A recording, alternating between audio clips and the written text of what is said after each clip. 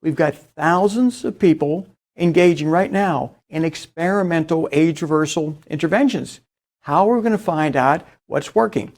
We're going to set up a program where we observe through a number of practicing physicians via a telehealth network what's really working to delay or reverse aging in people today. We're going to do that. Hopefully we'll be able to take a person who's not being treated for aging because their doctors don't know how to do it and have qualified doctors who will be able to work with them and get their aging process going in the right direction, which is in reverse. So our objective with this study, and bear in mind this is an observational study, we are looking at each case to see what is working to improve markers of aging and one's overall health. And our end result is to understand, as they did with Framingham, what's causing people to prematurely age and what can be done to slow and reverse the devastating process. So if you're interested in participating in this, go to the agereversal.net website. There's a telehealth button. Just leave your information. We'll reach out to you when this program is available. Framingham was able to cut death rates by heart disease by over 50%. We're seeking to do the same with our physicians' age management telehealth study. We're going to identify what's causing people to age prematurely, what we can do to delay and or reverse that. What we're going to be doing is using a computer program that was donated to us. And thank goodness we have people out there who appreciate we're not doing this to make money. We're trying to figure out what we can do to save our own lives.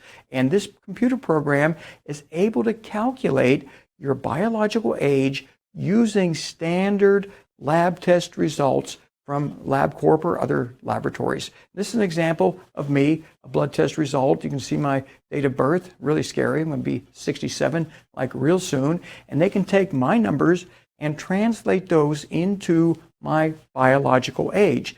And this result shows that I'm about 11 years biologically younger than my chronological age, which means nothing to me, by the way, because there are so many pathological factors that deal with aging. This does not give me any assurance. And being only 56 as opposed to 66, again, I need to get down back to like 25 years of age. But nonetheless, if you participate in this telehealth study, we'll be able to calculate your biological age in a very accurate way to see if what you're doing is working or not. If something's not working, we'll discontinue and start with something else. And this validation has been done by Morgan Levine and Steve Horvath at UCLA. They're able to basically use a surrogate measure of DNA methylation age by these parameters on a standard blood test. And if you want to get these blood tests done through Life Extension, you can do them for $77 or go to a different lab if you'd like. But either way, we're able to take the data and calculate your biological age, which will be part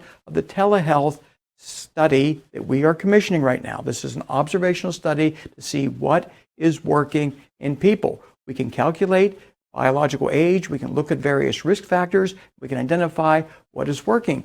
All kind of fancy graphs have been put together. This is what computer technology enables, where we can look at your blood results and identify, is your program yielding you results? We want to know. We want to see if you are garnering benefits. And telehealth is the most efficient way of doing this with a large number of people, where we're going to basically look at what you're doing now and what results are you attaining. And you'll get report cards. You'll be seeing how well you're doing in response to an intervention.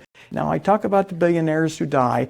This guy, though, did the right thing. He put a lot of money into regenerative medicine research. He's a real hero. What we don't know is, did he incorporate the findings from the research he was funding into his own body? I don't know the answer to that, but that's a mistake a lot of people make. They write big checks hoping some breakthrough will occur, and they don't take advantage of the intermediate advances that are being made. We regret Mr. Broad deceased. He did the right thing, but he may not have followed through on what he needed to do, which points to the reason why we need this pathway to super longevity to figure out what we can do right now to reverse aging and validate it. So all the information I discussed here is available on agereversal.net, including places that you can register to participate in the telehealth study. No obligation. It's just an indication of your interest, so we can send you an email saying, hey, we're ready to start.